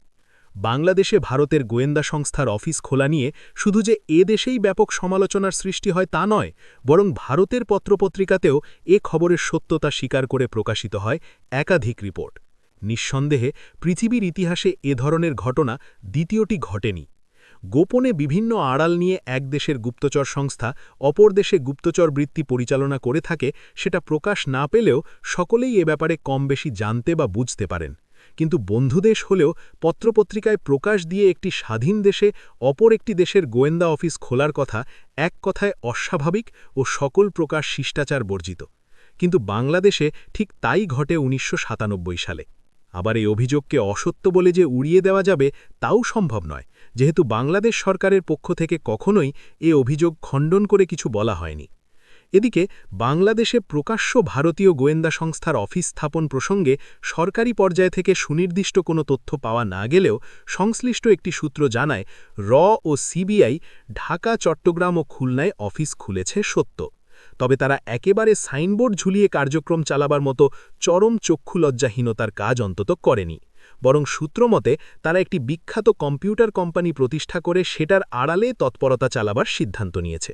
এক্ষেত্রে কেউই তাদের আপাতত সন্দেহ করতে পারছে না, কারণ কম্পিউটার প্রশিক্ষণ বা আইটি খাতে অহরহই প্রচুর প্রশিক্ষক আসছেন ভারত থেকে। এছাড়া অনেক কম্পিউটার প্রশিক্ষণ প্রতিষ্ঠানও আবার সরাসরি ভারতীয় প্রতিষ্ঠানের সহযোগী প্রতিষ্ঠান হিসেবে এদেশে কাজ করছে। এ ধরনের প্রতিষ্ঠানের আড়ালে কাজ করার সুবিধে অনেক, এর উল্লেখ করে সংশ্লিষ্ট সূত্র জানায়, একদিকে যেমন একটি কম্পিউটার প্রশিক্ষণ প্রতিষ্ঠানের শাখা দেশের সকল উল্লেখযোগ্য স্থানে স্থাপন করা সহজ, তেমনি এরূপ প্রতিষ্ঠান থেকে বাংলাদেশের সম্ভাবনাময় আইটি খাতেও নজর রাখা সম্ভব। দৈনিক ইনকিলাব ২/১২/২০০০। একটি প্রধান রাজনৈতিক দলের অনেকেই বিনা ভিসায় ভারতে থাকতেন। পুনর্গঠিত করেছিল কাদেরিয়া বাহিনীকে। নাম তার মোহাম্মদ শামসুদ্দিন। এটি তার আসল নাম কিনা সেই বিষয়ে পুলিশের যথেষ্ট সন্দেহ ছিল। তবে এই পুলিশ বাংলাদেশি নয়, ভারতীয় পুলিশ। কলিকাতা থেকে প্রকাশিত ২৪ অক্টোবর ৯৪ সংখ্যা দৈনিক অমৃতবাজার পত্রিকার এক রিপোর্ট থেকে জানা যায়, পাসপোর্ট ও ভিসা ছাড়া ভারতে থাকার দায়ে পার্ক স্ট্রিট থেকে মোহাম্মদ শামসুদ্দিনকে গ্রেফতার করে কলিকাতা পুলিশ। ১৯৯৩ সাল থেকেই পার্ক স্ট্রিটের কার্নানি ম্যানসনের ফ্ল্যাটে বসবাস করছিলেন ধৃত ব্যক্তি। বিনা পাসপোর্ট ও ভিসায় ভিন দেশে বসবাস করা গুরুতর অপরাধ। সেজন্য ভারতীয় পুলিশের স্পেশাল ব্রাঞ্চ ও সিবিআই অর্থাৎ সেন্ট্রাল ব্যুরো অফ ইনভেস্টিগেশন শামসুদ্দিনকে ব্যাপক জিজ্ঞাসাবাদ করে। কেন্দ্রীয় গোয়েন্দা সংস্থার অফিসারদের জেরার উত্তরে ধৃত এই বাংলাদেশি জানান, তিনি ভারত সরকারের একটি সংস্থার হয়ে বিশেষ কাজ করেন এবং ওই সংস্থার কাছেই তার পাসপোর্ট জমা আছে বলে তিনি উল্লেখ করেন। এছাড়া অমৃতবাজারের রিপোর্ট থেকে আরও জানা যায় যে ভারতীয় বিশেষ সংস্থার পক্ষে বিশেষ কাজে নিয়োজিত মোহাম্মদ শামসুদ্দিন বাংলাদেশের একটি প্রধান রাজনৈতিক দলের সাথে যুক্ত। উক্ত রিপোর্টে ভারতীয় বিশেষ সংস্থার নাম উল্লেখ না হলেও এটা বুঝতে অসুবিধা হয় না যে ওই সংস্থাটি হচ্ছে ও মোহাম্মদ শামসুদ্দিনের বিশেষ কাজ হচ্ছে গুপ্তচরবৃত্তি। এভাবে বাংলাদেশের প্রধান রাজনৈতিক দলের অনেক সদস্যই ভারতীয় গুপ্তচর সংস্থার পক্ষে এ যাবৎ বিভিন্ন তৎপরতা চালিয়েছেন। কাদেরিয়া বাহিনী সম্পর্কিত তথ্য পূর্বে উল্লেখ করা হয়েছে। দৈনিক ইনকিলাব ১১/১২/২০০০। জাতীয়তাবাদী ইসলামপন্থী কেউ কেউ গড়ে তুলেছেন বিশেষ সম্পর্ক। দেশে বিদেশে গোপন যোগাযোগ, চলছে সিঙ্গাপুর কানেকশন। বিএনপি শাসনামল শেষে বর্তমান সরকারের শাসনামলেও জাতীয়তাবাদী ও ইসলামপন্থী এসব এজেন্ট তাদের তৎপরতা থামিয়ে দেননি, বরং লক্ষ্য করলে দেখা যাবে সুনির্দিষ্ট দায়িত্ব দেয়া না হলেও এদের অতি উৎসাহ এখনও স্থিমিত হয়নি, বরং এখন এদের সাথে যুক্ত হয়েছেন আরও অনেকেই। তবে এক্ষেত্রে যাদের কথা জানা যায় তারা বাংলাদেশের মাটিতে চ্যানেলের সাথে যোগাযোগ করার চেয়ে তৃতীয় একটি দেশকেই বেছে নিয়েছেন নিরাপদ স্থান হিসাবে। এখানে উল্লেখ করতে হয় যে অনেক সময় এজেন্টের সাথে যোগাযোগ গোপন রাখা ও নিশ্চিন্তে আলাপ আলোচনা করার লক্ষ্যে তৃতীয় কোনো দেশকেই বেছে নেওয়া হয়। 1971 সালের মুক্তিযুদ্ধের সময়ও কর্মকর্তাগণ থার্ড কান্ট্রিকে বেছে নিয়েছিলেন পাকিস্তানি গুপ্তচর সংস্থার সাথে যোগাযোগ করার জন্য। ইনসাইড বই থেকে জানা যায় 1971 সালে পাক-ভারত যুদ্ধের সময় পাকিস্তানের পার্শ্ববর্তী কোনো একটি দেশের দায়িত্বপ্রাপ্ত এর স্টেশন চিফ সমগ্র যুদ্ধকালীন সময়ে পাকিস্তানি ইন্টেলিজেন্স পরিচালকের সাথে সার্বক্ষণিক যোগাযোগ বজায় রাখেন।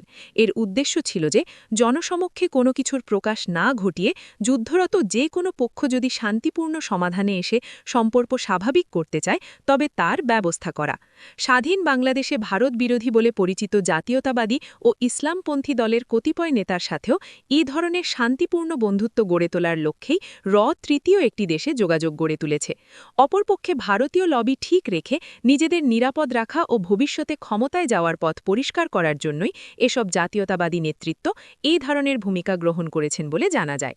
তবে নগদ নারায়ণ লাভ ও আলিক সরকার যাতে তাদের ব্যবসা বাণিজ্যে ডিস্টার্ব বা দুর্নীতির মামলা দায়ের না করে সেসবের নিশ্চয়তা পাওয়াও হচ্ছে এই বিশেষ সম্পর্ক গড়ে তোলার অন্যতম উদ্দেশ্য। এ ব্যাপারে সংশ্লিষ্ট সূত্র জানায় যে বিএনপির অন্তত দুজন নেতা সাম্প্রতিক বছরগুলোয় এর সাথে অত্যন্ত ঘনিষ্ঠ যোগাযোগে গড়ে তুলেছেন। এরা প্রায়শই সিঙ্গাপুরে যান ব্যবসা বা চিকিৎসার নাম করে। ভারতে না গিয়ে সিঙ্গাপুরে যাওয়ায় তারা যেমন সন্দেহের বাইরে থাকেন, তেমনি অপারেটিভগণও অনেকটা নিরাপদ বোধ করেন তাদের সাথে যোগাযোগ করার ক্ষেত্রে। জানা যায় একটি উন্মুক্ত দেশ হিসাবে সিঙ্গাপুরে রয়েছে এর শক্তিশালী নেটওয়ার্ক।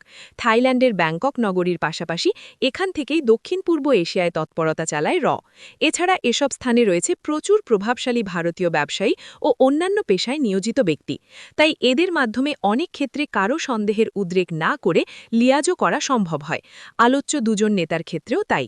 সূত্রমতে গত বছর খানিকের মধ্যে সিঙ্গাপুর যাবার পর এদের সাথে কর্মকর্তারা সরাসরি দেখা না করে ভারতীয় দুজন ব্যবসায়ীর মাধ্যমে যোগাযোগ করেন। এছাড়া বাংলাদেশি একজন ব্যবসায়ী যার সিঙ্গাপুরের নর্থ ব্রিজ রোডে অফিস রয়েছে তিনিও মধ্যস্থতাকারী রূপে নেতৃত্বদ্বয়ের সাথে দেখা সাক্ষাৎ করেন বলে জানা যায়।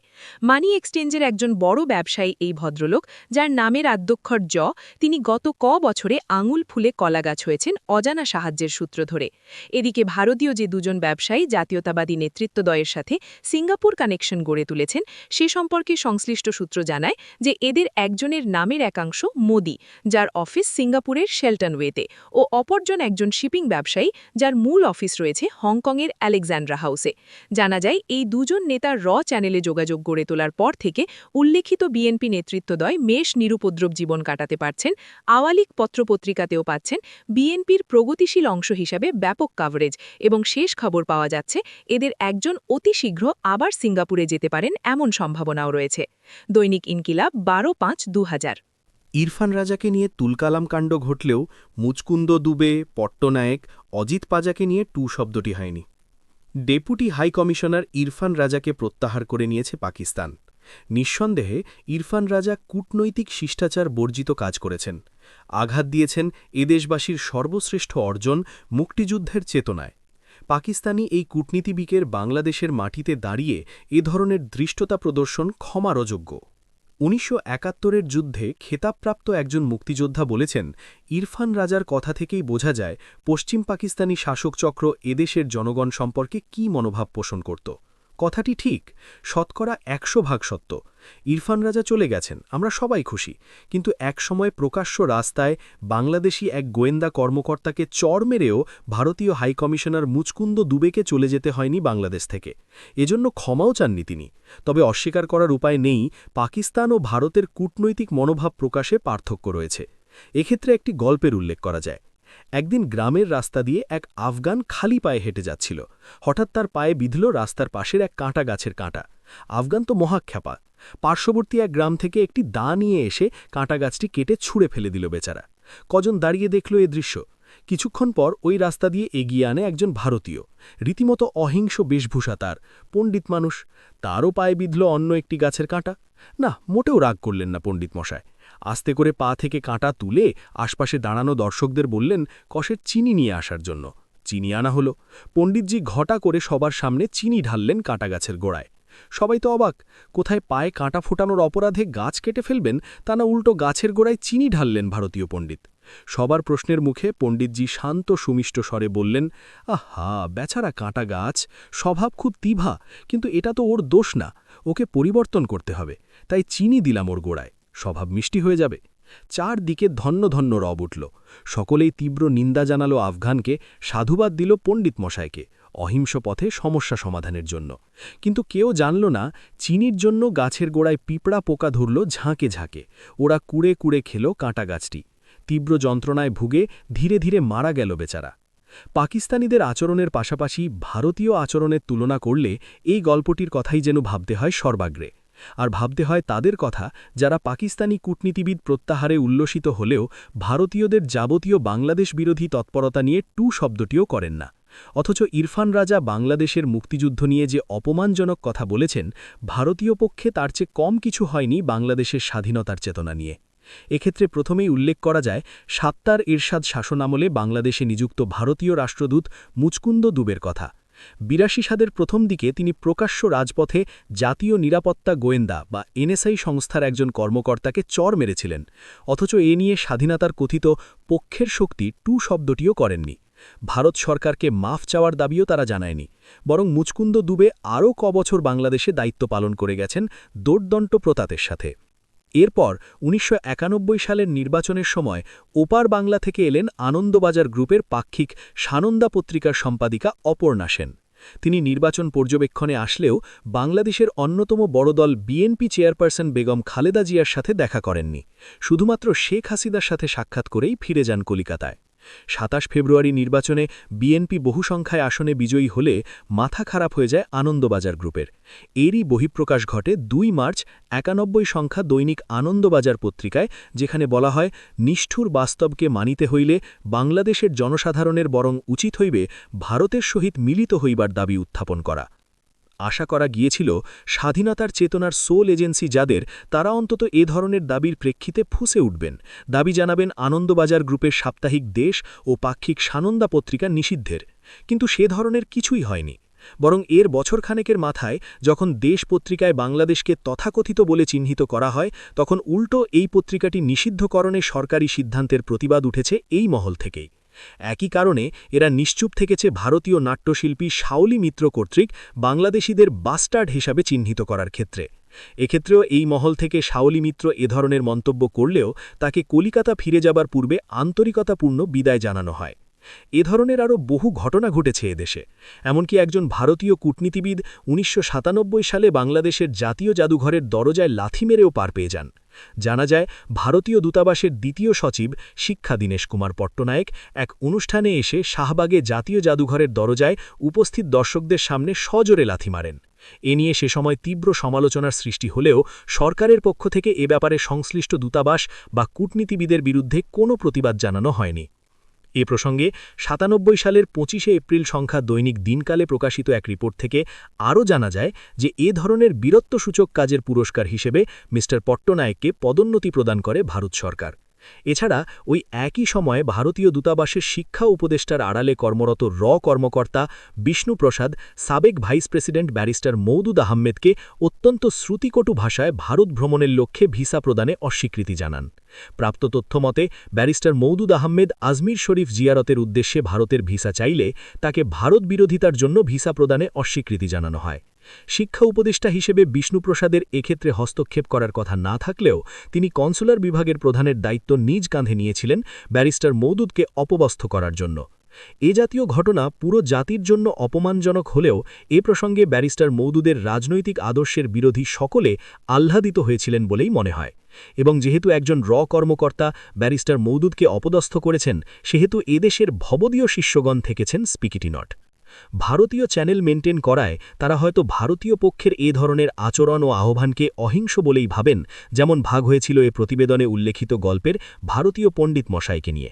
আসলে হাজার মাইল দূরের পাকিস্তান বাংলাদেশ গ্রাস করছে, পাকিস্তানিপন্থী স্বাধীনতা বিরোধীদের হাতে এদেশের স্বাধীনতা বিপন্ন, এমন প্রচার চালিয়ে বাংলাদেশে পরিচালিত তৎপরতা আড়াল করাই হচ্ছে রয়ের অন্যতম সাফল্য। এবং এক্ষেত্রে তারা যে পুরোপুরি সফল হয়েছে তা নিয়েও সন্দেহের অবকাশ নেই। বিশেষ করে ডাবল স্ট্যান্ডার্ড মাউথপিস তৈরিতে রয়ের দূরদর্শিতায় মহল বিশেষের নর্তন কুর্দন দেখলেই স্পষ্ট হয়ে যায়। দৈনিক ইনকেলাব ৬/১২/২০০০। ৪ দলীয় জোটের আন্দোলন নস্যাৎ, রাজনীতি নিয়ন্ত্রণ ও পত্রিকা প্রকাশের জন্য বিশেষ চ্যানেলে অর্থ জুগিয়েছে কাউরান বাজারের একটি বেসরকারি ব্যাংকে এক ভদ্রলোক এলেন অ্যাকাউন্ট খোলার জন্য। বিপুল অঙ্কের টাকা রাখবেন চলতি হিসাবে। ব্যাংক কর্তৃপক্ষ প্রয়োজনীয় কাগজপত্র চাইলেন, বললেন ইন্ট্রোডিউসার বা পরিচয় সত্যায়নকারীর স্বাক্ষর ও অ্যাকাউন্ট নম্বর উপস্থাপন করতে হবে। রাজি হয়ে গেলেন ভদ্রলোক, কিন্তু ব্যাংক কর্তৃপক্ষ তার ভাবভঙ্গি ও আনুষাঙ্গিক তথ্যাদি বিবেচনা করে বুঝতে পারলেন তার পরিচয় ঠিকানা নিয়ে যথেষ্ট সন্দেহের অবকাশ রয়েছে। তাই বেশ বড় অঙ্কের টাকার কথা বলা হলেও তারা গড়িমসি করলেন অ্যাকাউন্ট খোলার ব্যাপারে। কিন্তু ওই ব্যাংকেই একজন গ্রাহক, যিনি একটি জাতীয়তাবাদী রাজনৈতিক দলের কঠোর জাতীয়তাবাদী নেতা, তিনি ইন্ট্রোডিউসার হিসেবে ব্যাংক কর্তৃপক্ষের উপর চাপ সৃষ্টি করলেন ভদ্রলোকের অ্যাকাউন্ট খুলে দেওয়ার জন্য। নামজাদা ব্যক্তি তিনি, একসময় মন্ত্রীও ছিলেন। অতএব এক পর্যায়ে ব্যাংক কর্তৃপক্ষ অ্যাকাউন্ট খুলতে রাজি হলেন। যথারীতি অ্যাকাউন্ট খোলা হলো, কোটি কোটি টাকা জমা হলো ব্যাংক হিসাবে। সে সময় কেবলমাত্র 4 দলীয় জোট গঠিত হয়েছে। 2000 সালের জানুয়ারিতে ঈদ উল ফিতরের পর তুমুল গণ আন্দোলন গড়ে তোলার কথা শোনা যাচ্ছে রাজনৈতিক অঙ্গনে। এ নিয়ে সরকার বিরোধী পক্ষে যেমন আশাবাদের সঞ্চার হয়েছে, তেমনি ভারতীয় লবির নাওয়া খাওয়াও হারাম হয়ে গেছে। ফলে এ মহলটি মরিয়া হয়ে ওঠে 4 দলীয় জোট ভেঙে দেওয়ার জন্য। নিদেন পক্ষে আন্দোলন কর্মসূচি শিথিল করার লক্ষ্যে বিরোধী দলগুলোয় অনুপ্রবিষ্ট এজেন্টদের প্রচুর পরিমাণে টাকা দিয়ে ঠান্ডা করে দেয়া হয়। সংশ্লিষ্ট সূত্র মতে, কাউরান বাজারের উল্লিখিত ব্যাংকে গচ্ছিত বিপুল অঙ্কের টাকা সে সময় খরচ করা হয় তড়িঘড়ি করে। মাত্র মাসখানেকের মধ্যে ওই অ্যাকাউন্টে গচ্ছিত টাকার পরিমাণ প্রায় শূন্যের কোঠায় নেমে আসে।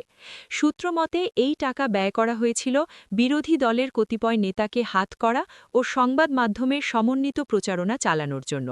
এক্ষেত্রে সফল হয়েছে বলেই ধারণা করা যায়। অবশ্য এর আগেও বাংলাদেশের রাজনীতিতে প্রভাব বিস্তারের জন্য বিপুল অঙ্কের টাকা গোপনে বিলি বণ্টন করেছে বলে প্রমাণ পাওয়া গেছে। গোয়েন্দা সংস্থায় কর্মরত একজন অবসরপ্রাপ্ত কর্মকর্তা জানান, নাশকতামূলক তৎপরতা চালানো ছাড়াও রাউন্ড দ্য ক্লক অর্থাৎ দিনরাত 24 ঘণ্টা দেশব্যাপী অসহযোগ কর্মসূচি নিশ্চিত করার জন্য কম টাকার প্রয়োজন হয়নি, বরং এজন্য কোটি কোটি টাকা ব্যয় করা হয়েছে বিএনপি সরকারের পতন ঘটাবার লক্ষ্যে। তার দেয়া তথ্যমতে 96 সালের নির্বাচন পর্যন্ত এদেশে প্রায় 700-800 কোটি টাকা খরচ করে। তিনি আরও জানান, 96-এর অসহযোগ পরিচালনাকালীন সিলেট অঞ্চলের একজন রাজনীতিবিদের ভাগিনী ও একজন চিত্রনায়িকার মাধ্যমে এর স্টেশন চিফ মিস্টার পান্থ ব্যাংক থেকে টাকা তোলাতেন ও নির্দেশানুযায়ী সে টাকা বিলি করতেন উল্লিখিত দুজন মহিলা। এভাবে একসময় এদেশে একটি দৈনিক পত্রিকাকে দাঁড় করানোর জন্য বিপুল পরিমাণ অর্থ গোপনে সরবরাহ করে থাকে, যাকে ফান্ড রেজিংও বলা যায়। এ ব্যাপারে সংশ্লিষ্ট সূত্র জানায়, 1993-94 সালের দিকে তাদের পরিকল্পনা বাস্তবায়নে ব্যাপকভাবে জনমত প্রভাবিত করার কথা বিবেচনা করে। বিশেষ করে তাদের একটি মাউথপিস তৈরি করাই ছিল এর মূল লক্ষ্য। এজন্য প্রয়োজন হয় প্রচুর অর্থের, কিন্তু সরাসরি এত টাকা দেওয়া সম্ভব ছিল না। তাই বিশেষ কৌশলের আশ্রয় নেন কর্মকর্তাগণ। পরিকল্পনা মতে ভারতের একটি বহুল পরিচিত সাবান ও ডিটারজেন্ট কোম্পানির সাহায্য নেন তারা। এক্ষেত্রে আন্ডার ইনভয়েসিং অর্থাৎ ট্যাক্স ফাঁকি দেওয়ার লক্ষ্যে সরকারি নথিতে প্রকৃত মূল্যের চেয়ে কম মূল্য লেখা হয়। টাকা নগদ ভারতে পরিশোধ করার কথা, তা করা হতো না।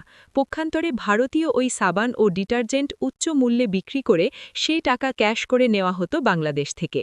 এছাড়া ওই সাবানের বিজ্ঞাপন করার নামে কোটি কোটি টাকা বরাদ্দ দেয়া হতো।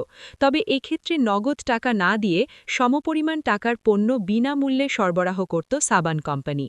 এরপর বিজ্ঞাপনের জন্য বরাদ্দকৃত টাকার অনেক কম টাকার বিজ্ঞাপন দেয়া হতো রেডিও, টিভিতে।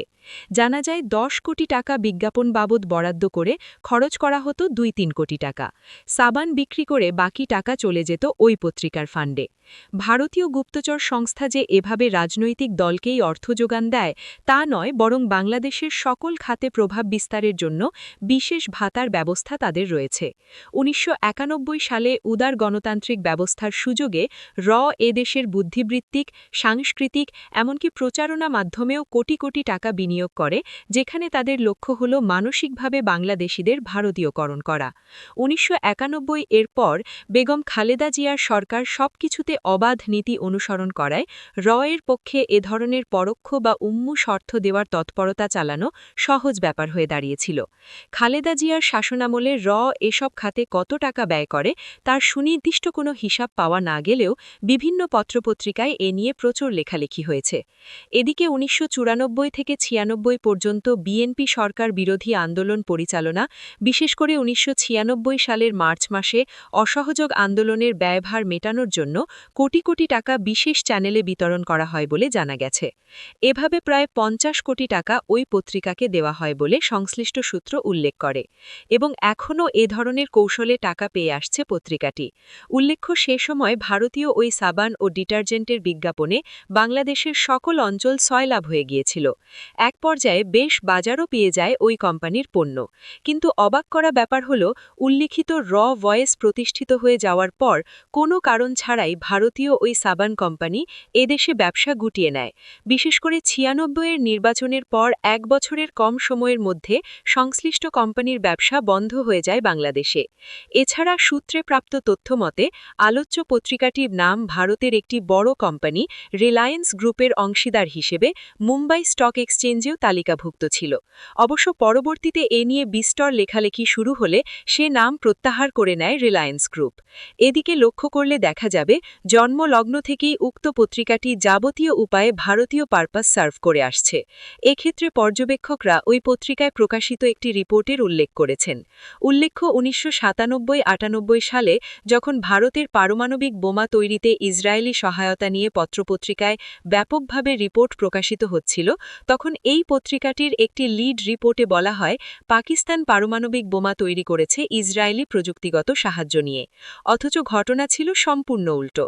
এভাবেই এই পত্রিকাটি অব্যাহতভাবে এর মাউথপিস হিসেবে কাজ করে যাচ্ছে, যেখানে এরা খুব সাফল্যের সাথে গড়ে তুলেছে এক বিশাল সমর্থক শ্রেণী। দৈনিক ইনকিলাব ১৩/১২/২০০০। ইরফান রাজার মতো তাকেও বহিষ্কার করা উচিত। কূটনৈতিক পরিচয়ের আড়ালে কে এই স্টেশন চিফ? এদেশের আভ্যন্তরীণ রাজনীতিতে হস্তক্ষেপের মতো ন্যাক্কারজনক ঘটনায় বাংলাদেশস্থ প্রধানকে কেন তার কূটনৈতিক পরিচয় প্রকাশ করে দেশ থেকে বহিষ্কার করা হবে না, তা নিয়ে রাজনৈতিক অঙ্গনে ব্যাপক ক্ষোভের সঞ্চার হয়েছে। এছাড়া কিভাবে সরকারি গোয়েন্দা সংস্থাগুলোর সার্ভেইলেন্সের মধ্য দিয়ে তিনি জেলখানায় প্রবেশের সুযোগ পেলেন, তাও বিস্ময়ের ব্যাপার হয়ে দাঁড়িয়েছে সবার কাছে। তবে যেভাবে যে প্রস্তাব দিয়ে স্টেশন চিফ জেলখানা ঘুরে এসেছেন, সেক্ষেত্রে সরকারের প্রত্যক্ষ সহায়তা ও সংশ্লিষ্টতা না থাকলে তা সম্ভব নয় বলেই ধরে নেওয়া যায়। পর্যবেক্ষকদের মতে কূটনৈতিকের ছদ্মবরণে ভারতীয় দূতাবাসে কর্মরত এই গোয়েন্দা কর্মকর্তার এ জাতীয় ঔদ্ধত্য নিঃসন্দেহে একপক্ষীয় ব্যাপার নয়, বরং তা দ্বিমুখী ব্যবস্থাপনারই ফসল। এদিকে ভারতীয় গুপ্তচর সংস্থা এর বাংলাদেশস্থ স্টেশন চিফ সম্পর্কে একটি সূত্র জানায় যে আধ্যাক্ষরের এই ব্যক্তি ভারতীয় দূতাবাসে কাউন্সিলর পদে কর্মরত রয়েছেন। তবে এটি তার কভার পোস্টিং এবং তিনি মূলত ভারতীয় পাবলিক সার্ভিসের ইন্টেলিজেন্স ক্যাডার অর্থাৎ RAS-এর কর্মকর্তা। আরও জানা যায়, বাংলাদেশের সাংস্কৃতিক পরিমণ্ডলে প্রভাব বিস্তার করে বিভিন্ন গুরুত্বপূর্ণ ব্যক্তিত্বকে টোপে ফেলার জন্য তিনি তার স্ত্রীকেও নিয়োজিত করেছেন।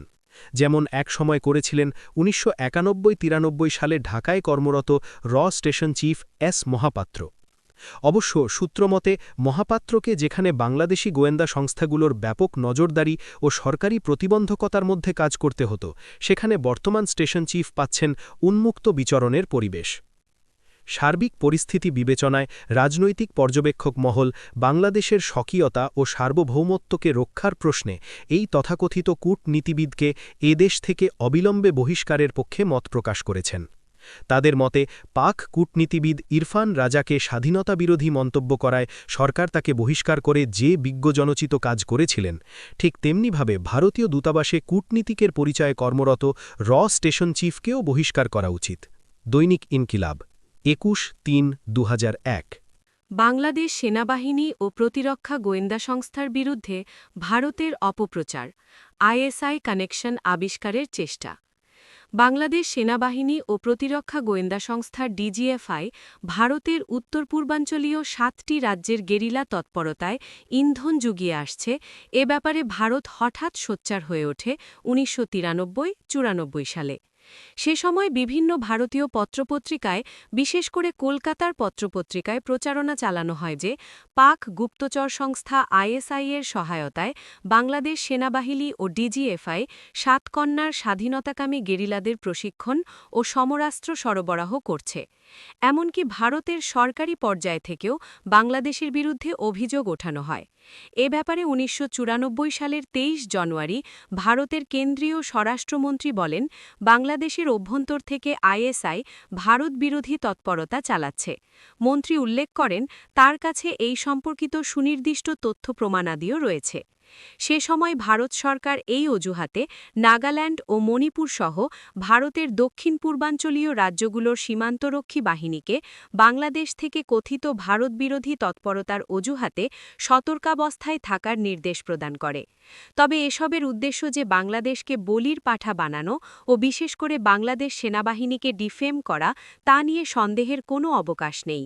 এ ব্যাপারে ভারতীয় কর্তৃপক্ষের অপপ্রচার সম্পর্কে মার্চ ৯৪-এ ঢাকার সাপ্তাহিক আগামী পত্রিকায় বলা হয়, বাংলাদেশ ভারতীয় অভিযোগের প্রতিবাদ জানিয়ে বলেছে, ভারতীয় সকল প্রচারণা সর্বৈব মিথ্যা ও উদ্দেশ্যপ্রণোদিত।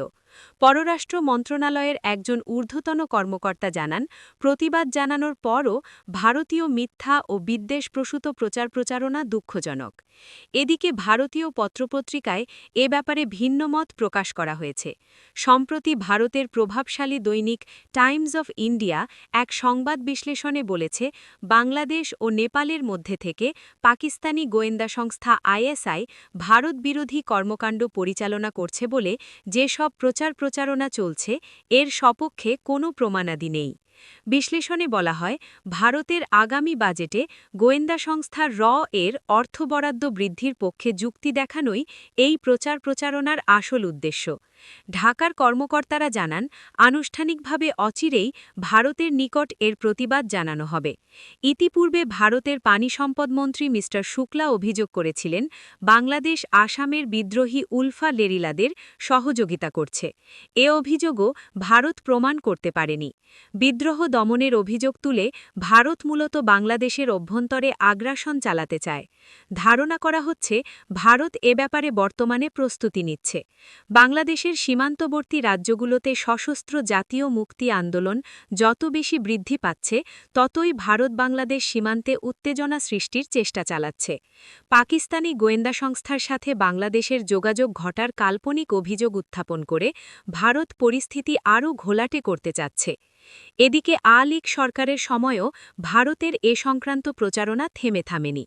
এ ব্যাপারে দৈনিক দিনকালে ১৯৯৭ সালে লেখকের প্রকাশিত এক প্রতিবেদনে বলা হয়, কূটনৈতিক ও কৌশলগত পর্যায়ে বর্তমান বাংলাদেশ সরকার যাবতীয় উপায়ে ভারতের স্বার্থ রক্ষা করে চললেও ভারত এখনও অব্যাহতভাবে বাংলাদেশ সেনাবাহিনী ও সেনা গোয়েন্দা সংস্থার বিরুদ্ধে প্রচারণা চালিয়ে যাচ্ছে। বাংলাদেশ সরকারের প্রশংসায় পঞ্চমুখ হলেও বিপরীতে সেই সরকারেরই অবিচ্ছেদ্য অঙ্গ বাংলাদেশ সেনাবাহিনীর বিরুদ্ধে ভারতের বিষোদ্গার সংশ্লিষ্ট মহলে যুগপৎ সংশয় ও বিস্ময়ের সৃষ্টি করেছে। বিশেষ করে প্রতিরক্ষা গোয়েন্দা মহাপরিদপ্তর বা ডিজিএফআই নিয়ে ভারতীয়দের সাম্প্রতিক মাথাব্যথা বেশ রহস্যজনক বৈকি।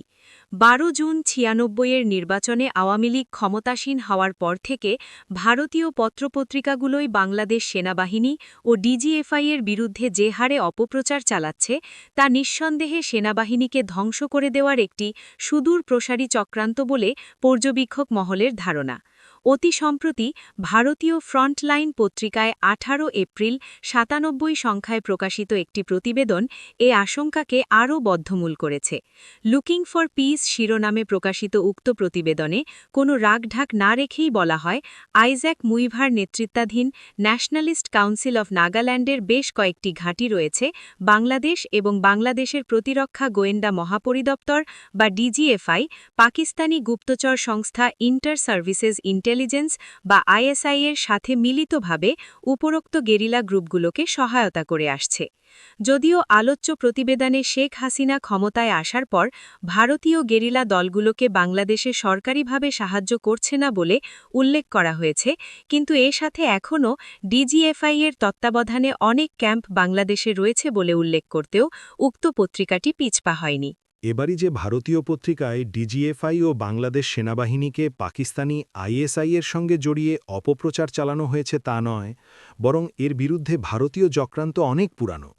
উল্লেখ্য ১৯৯১ সালে বেগম খালেদা জিয়ার নেতৃত্বে বিএনপি ক্ষমতায় এসে যখন স্বতন্ত্র স্বাধীন পররাষ্ট্রনীতি ও প্রতিরক্ষানীতি অনুসরণ করা শুরু করে, ঠিক তখন থেকেই ভারতীয় পত্রপত্রিকায় এমনকি সরকারি মহল থেকেও বাংলাদেশ সেনাবাহিনীর বিরুদ্ধে উত্তর পূর্ব ভারতের গেরিলাদের সহায়তার অভিযোগ উত্থাপন করা হয়।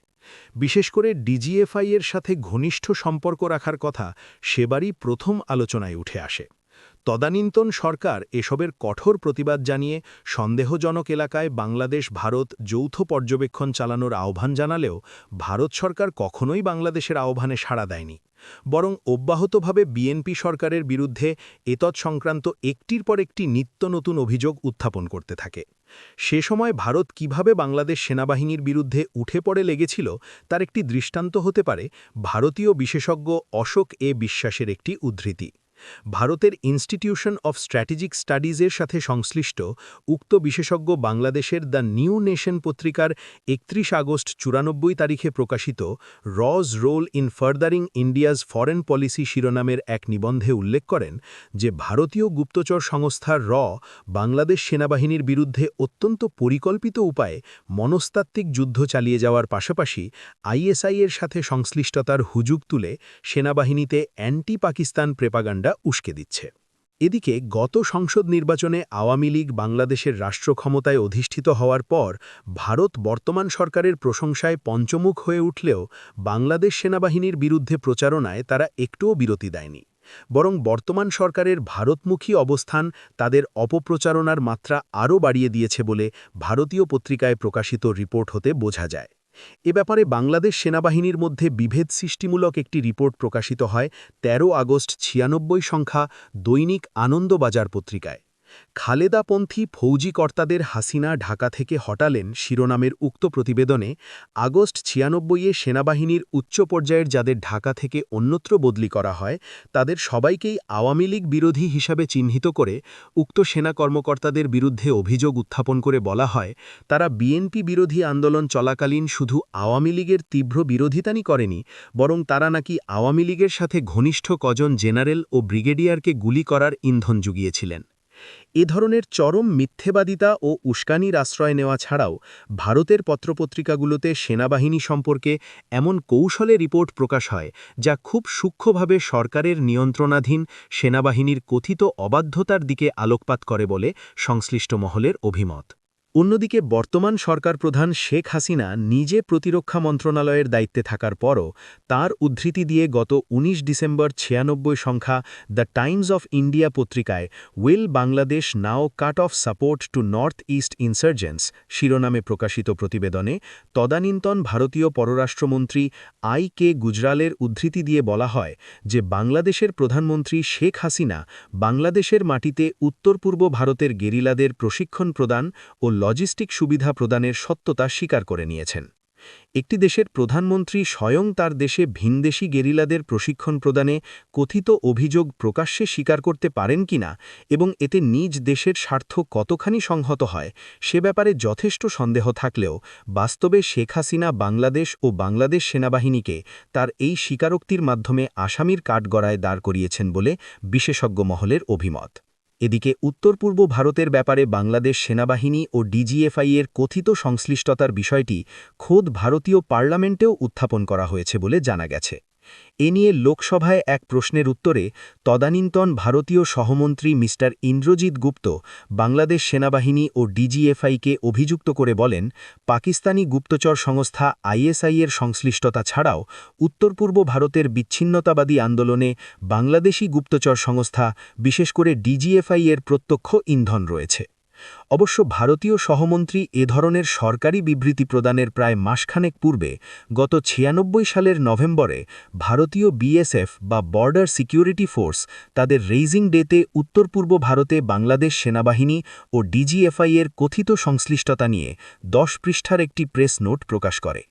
এই প্রেস নোটে বলা হয়, বাংলাদেশি ইন্টেলিজেন্স এজেন্সির সক্রিয় সহায়তায় থাইল্যান্ড থেকে আনিত অস্ত্র উত্তর পূর্বাঞ্চলের মতো গেরিলা দলগুলোর কাছে পৌঁছে যাচ্ছে। এবং আশ্রয় ও প্রশিক্ষণ প্রদানের ক্ষেত্রে বাংলাদেশ এসব গেরিলা সংগঠনকে করে যাচ্ছে অপার সহযোগিতা। সরকারি পর্যায়ে বিভিন্ন পত্রপত্রিকার মাধ্যমে বাংলাদেশ সেনাবাহিনী ও ডিজিএফআই-এর বিরুদ্ধে পাকিস্তানি গুপ্তচর সংস্থা আইএসআই-এর সাথে সম্পর্ক রাখার অভিযোগ উত্থাপন করে ভারত মূলত বাংলাদেশের স্বতন্ত্র প্রতিরক্ষা কাঠামোকে ধ্বংস করে দিতে চায়।